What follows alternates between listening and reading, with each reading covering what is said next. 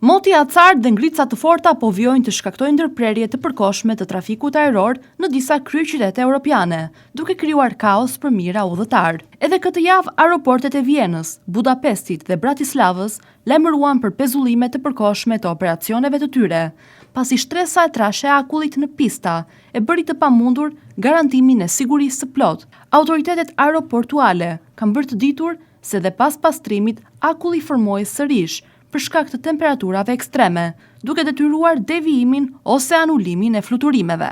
Problemet të ngjashme janë raportuar edhe në Prag, ku 10 fluturime u shtyn ose u anuluan, ndërsa pasagerët u përballën me pritje të gjata dhe mungesë informacioni. Në Budapest, anulimet u vendosën si masë parandaluese për shkak të rrezikut që paraqisnin ngricat në pistat e uljes dhe ngritjes.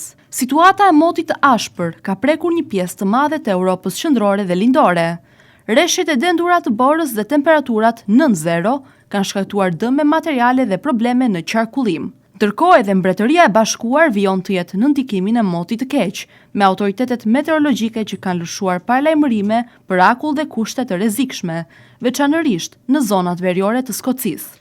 Autoritetet u kanë bërë thirrje udhëtarëve të kontrollojnë vazhdimisht statusin e fluturimeve dhe të ndjekin udhëzime zyrtare, ndërsa kushtet atmosferike pritet të mbeten të paqëndrueshme edhe në ditët në vijim.